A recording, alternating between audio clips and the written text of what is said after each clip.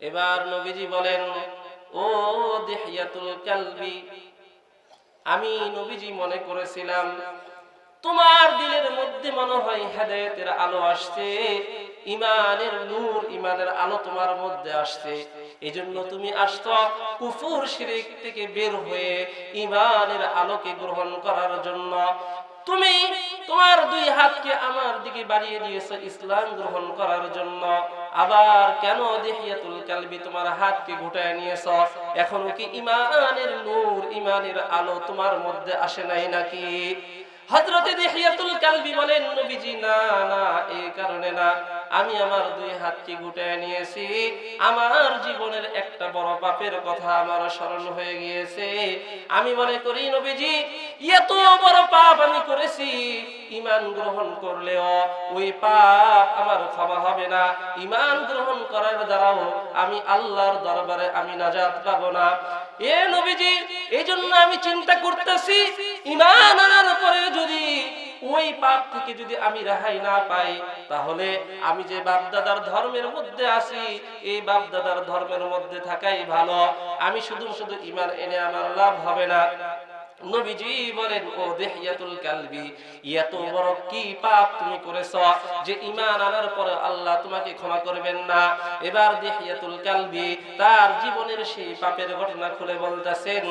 দিহিয়াতুল কালবি বলেন, ও নবীজি, জাহিলি যুগে কন্যা সন্তানকে অপয়া মনে করা হতো, কন্যা সন্তানকে এরকম ব্যবহারের কারণ মনে করা হতো, কন্যা সন্তানকে মানুষ নিজেদের শরমের কারণ মনে করা। দিহিয়াতুল কালবি বলেন, ও নবীজি, জাহিলি যুগে মানুষ কন্যা সন্তানগুলোকে দাফন করে দিত, আর ওই কন্যা সন্তানদেরকে দাফন করার মধ্যে আমি ছিলাম তাদের লিডার। আমি আমার নিজ হাতে একটা নয়, দুইটা নয়, রিওয়ায়াতের মধ্যে পাওয়া যায় ৬-৭টা কন্যা সন্তানকে তিনি নিজ হাতে জীবিত কবরস্থ করে দিয়েছেন, জীবিত দাফন করে দিয়েছেন। ও নবীজি, সর্বশেষ আমি ব্যবসার উদ্দেশ্যে দিমাশকে চলে যাব, ৩-৪ বছর সেখানে ব্যবসা করব। আমি যখন সফরে যাই তখন দেখতে পেলাম আমার স্ত্রীর গর্ভের মধ্যে সন্তান এসেছে। আমি সফরে যাওয়ার আগে দিয়ে আমার স্ত্রীকে ডাক দিয়ে বললাম, ও স্ত্রী, তোমার গর্ভের মধ্যে যে সন্তান আসছে, আমি তোমাকে ওসিয়ত করে যাচ্ছি, এই সন্তান যখন ভূমিষ্ঠ হবে, যে যদি সন্তানটা ছেলে সন্তান হয়, তাকে বড় লালন পালন করে আদর যত্ন করে তাকে লালন পালন করবা। আর আমার স্ত্রী, তোমার গর্ভে যে সন্তান, এটা যদি কন্যা সন্তান হয়, খবরদার, সাবধান, তোকে বলে যাচ্ছি, সাথে সাথে তোমার কন্যা সন্তানটাকে কবরের মধ্যে দাফন করে দিবি। বলেন না নাউজুবিল্লাহ। এই ওসিয়ত করে দিহিয়াতুল কালবি সফরের মধ্যে চলে গেল। কয়েকদিন যেতে না যেতে স্ত্রীর সন্তান ভূমিষ্ঠ হওয়ার সময় আসলো, ডেলিভারির সময় হইল। সন্তান যখন ভূমিষ্ঠ হয়ে গেল, তারপরে দিহিয়াতুল কালবির স্ত্রী বলে, সন্তানটা আমার চোখের সামনে ধরো। দীর্ঘদিন এই সন্তানকে আমার পেটের মধ্যে ধারণ করেছি, দীর্ঘ 10 মাস 10 দিন এই সন্তানকে আমার পেটের মধ্যে ধারণ করেছি, সন্তানটা একটু আমার চোখের সামনে দাও। এজন্য ভাইরা আমার, মা কত কষ্ট করে সন্তানকে গর্ভের মধ্যে ধারণ করে, ওই মা যত কষ্ট করে সন্তানকে যখন মায়ের চোখের সামনে রাখা হয়, মা 10 মাস 10 দিনের এই যে পেটের মধ্যে ধারণ করছে, যত কষ্ট হয়েছে সমস্ত কষ্টগুলো মা ভুলে যায়। এজন্য দিহিয়াতুল কালবির স্ত্রী বলতেছেন, কই কই আমার সন্তানটা আমার চোখের সামনে দাও। দিহিয়াতুল কালবির সামনে যখন তার সন্তানটা দেওয়া হলো, তখন তিনি দেখতে পাইছে এটা তো ছেলে সন্তান না, মেয়ে সন্তান। এবার দিহিয়াতুল কালবির স্ত্রীর মনটা খারাপ হয়ে গেল, স্বামীর ওসিয়তের কথা মনে পড়ে গেছে, এই কন্যা সন্তানকে তো তাড়াতাড়ি কবরের মধ্যে দাফন করে দিতে হবে। আবার যখন মেয়ে সন্তানটার চেহারার দিকে তাকাই, আরেক আসমানের ওই চাঁদের দিকে তাকাই, একবার চাঁদের দিকে দেখে, আরেকবার সন্তানের মুখের দিকে দেখে, আর চিন্তা করতে থাকে, এত সুন্দর ফুটফুটে কন্যা সন্তান আল্লাহ তাআলা তাকে দিয়েছে, আকাশের চাঁদের চাইতে মনে হয় ফুটফুটে কন্যা সন্তান। বলেন না সুবহানাল্লাহ। আকাশের চাঁদের চাইতে মনে এত সুন্দর। স্বামীর ওসিয়তের কথা যখন তার মনে হয়ে পড়ে, তখন সে চিন্তা করে মেয়েকে তাড়াতাড়ি দাফন করে দিতে হবে, নাইলে তো দিহিয়াতুল কালবি আসলে আমার খবর বানাই দিব, মেয়েকে তো দাফন করবই করব, আমাকেও রাখবে না, এমনকি আমাকে তালাকও পর্যন্ত দিতে পারে। আবার যখন কন্যা সন্তানের চেহারার দিকে দেখে তখন স্বামীর ওসিয়তকে ভুলে যায়। এত সুন্দর ফুটফুটে কন্যা সন্তান সচরাচর দেখা যায় না, এজন্য সে আর স্বামীর ওসিয়তকে পালন করতে পারলো না। ধীরে ধীরে এই কন্যা সন্তানকে লালন পালন করা শুরু করলো। এভাবে একদিন যায়, দিন যায়, সপ্তাহ যায়, মাস চলে যায়, বছর চলে যায়।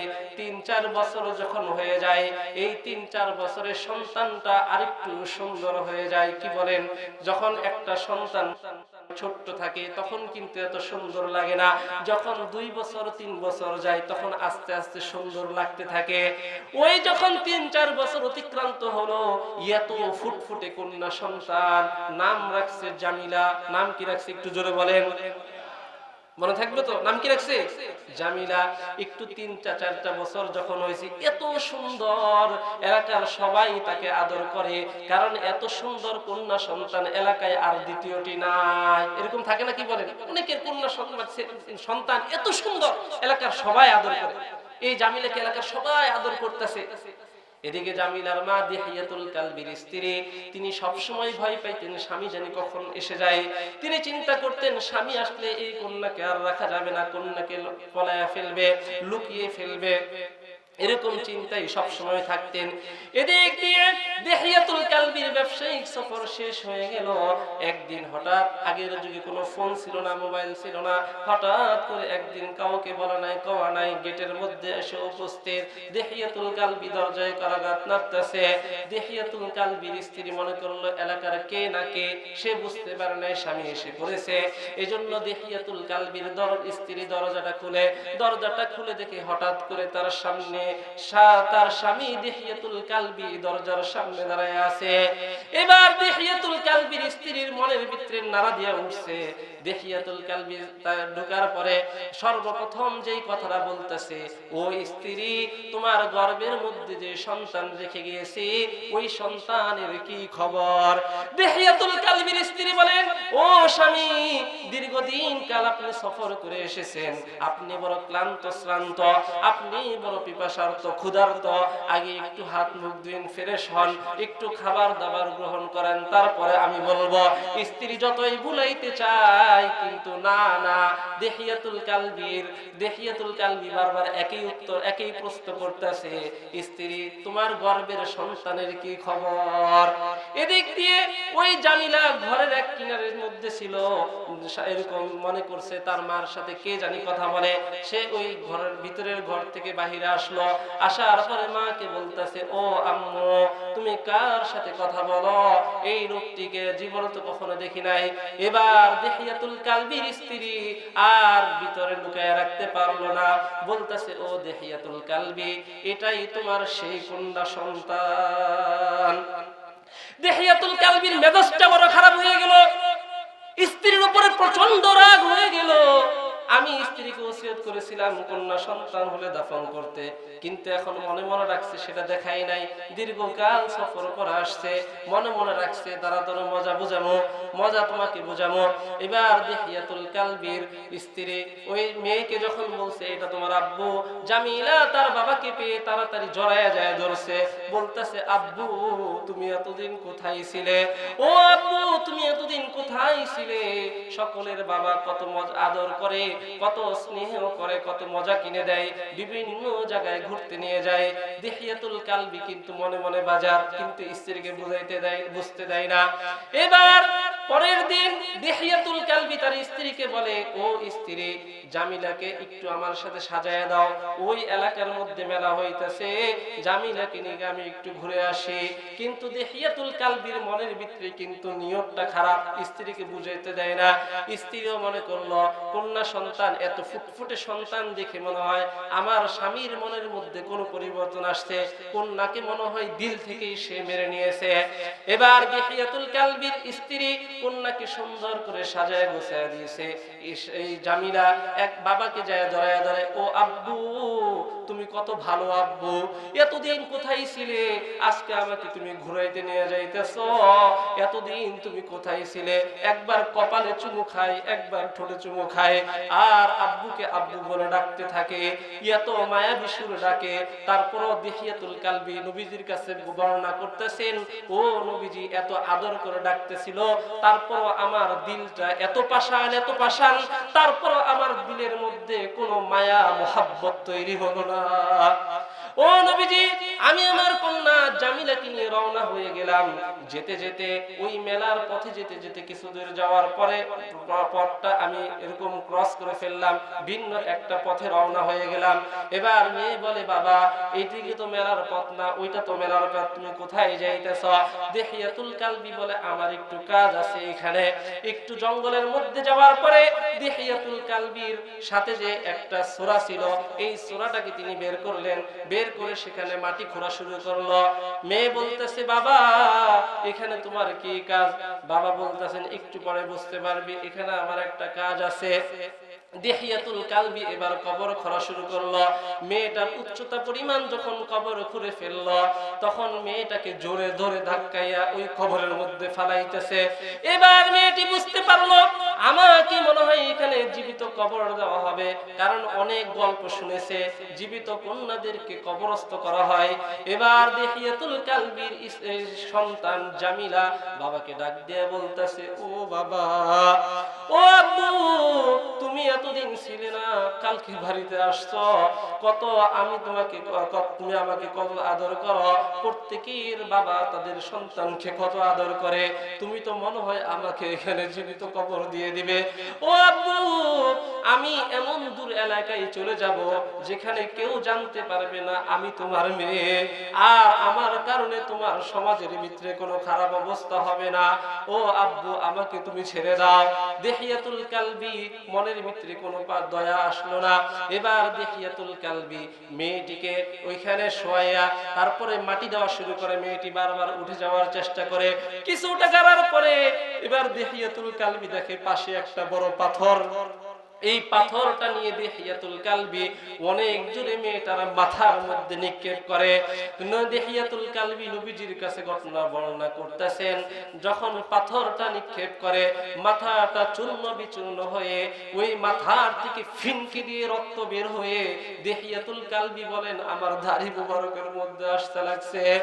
ও নবীজি, যখন এরকম অবস্থা হয়েছে, তারপর আমি দিহিয়াতুল কালবির মনের ভিতরে কোনো দয়া হয় নাই, তারপর আমার মনের মধ্যে কোনো দয়া হয় নাই। আমি আমার কন্যা সন্তানকে সেখানে কবর দিয়ে আসছি। নবীজি ঘটনা শুনতেছিলেন, সাহাবায়ে কেরাম এই ঘটনা শুনতেছিলেন। নবীজির চোখ থেকে দরদর করে পানি মুখ পড়ে দাড়ি মোবারক ভিজে যাইতেছিল, সাহাবায়ে কেরাম কাঁদতেছিল। আর নবীজি বললেন, ও দিহিয়াতুল কালবি, এত পাষাণ তুমি কেমনে হইলা, এত পাষাণ কিভাবে তুমি হইলা? দিহিয়াতুল কালবি বলেন, নবীজি ওই যে মেয়েকে সেখানে কবর দিয়ে আসলাম, আল্লাহর কসম করে বলতাছি, এরপরে জীবনে যতদিন আমি বেঁচে ছিলাম একটা রাত্রিও আমি সুন্দরভাবে আরামে ঘুমাইতে পারি নাই। যখন ঘুমাইতে যাই ওই কন্যার চেহারা আমার চোখের সামনে চলে আসে। নবীজি কাঁদতে কাঁদতে দাড়ি মোবারক ভিজে গেল। দিহিয়াতুল কালবি বলেন, নবীজি এত বড় পাপ আমি করেছি, আমি কি ঈমান আনলে, কালিমা গ্রহণ করলে আল্লাহ তাআলা কি আমার এই পাপকে ক্ষমা করবেন কিনা? নবীজি সাথে সাথে ঘোষণা করে দিলেন, আল ইসলামু ইয়াহদিমু মা কানা ক্বাবলাহু।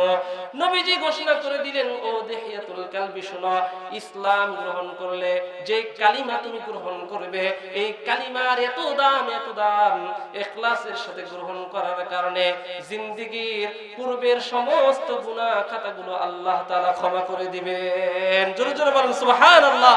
তখন দিহিয়াতুল কালবি